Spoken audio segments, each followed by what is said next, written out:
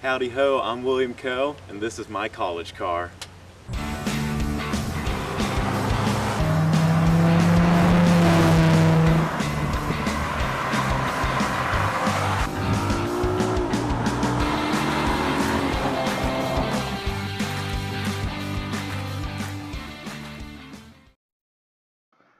The Honda Civic. Not many cars say college as much as it does. Hello Internet, and welcome to another episode of College Cars.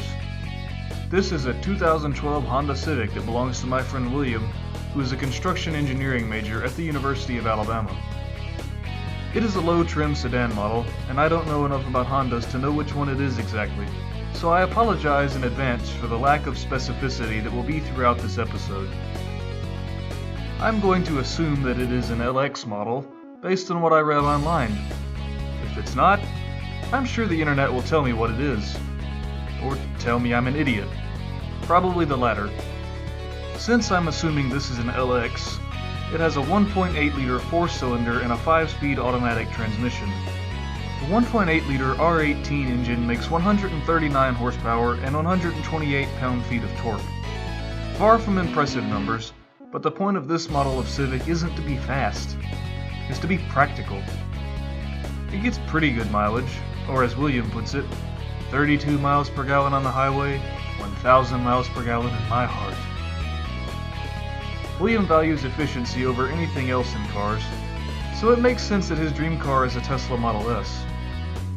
Of course, the Tesla is a lot more than just efficient. The Civic is a great car, but unless you modify one or get an SI model to start with, that's about all it is. It won't break down, it goes from A to B, gets good gas mileage, rides well, and can keep up with traffic. The 9th generation also has this strange thing on the dash that displays speed, miles per gallon, and the like. I'm not quite sure why Honda decided to do this, especially since they still have a traditional gauge cluster underneath it, but I do like the way it looks. As far as the exterior goes, I'm not quite so impressed. It looks like what you would expect a small to mid-sized sedan to look like.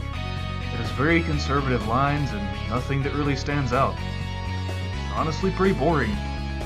The new 10th gen Civics, on the other hand, stand out from the crowd with updated looks.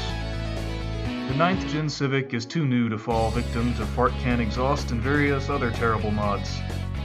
I assume that it will eventually end up like the Civics of the 90s, destined for fatalities as horrible as Sawzall mufflers, custom hubcaps, adhesive chrome, and various other items from that aisle at your local parts store. It is a fate that awaits so many affordable cars, despite their intended markets. Today, cheap 90s imports and 3rd gen Camaros. Tomorrow, cheap 2000s imports and 5th gen Camaros. It is a time I do not wish to see, but it is a time that is inevitable. Falling prices, falling quality. FP. FQ. Don't get me wrong.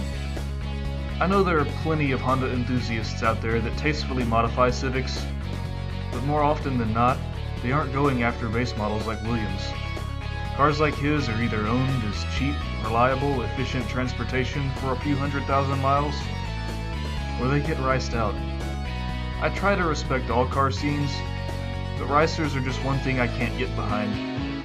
Imports, I can understand. Ricers, I can't. But William isn't one for modifying his car, so that doesn't matter for his car, as long as he owns it. I think that's about all I have to say about William's 2012 Honda Civic. Hopefully I got the trim level and engine displacement right. Thanks for watching.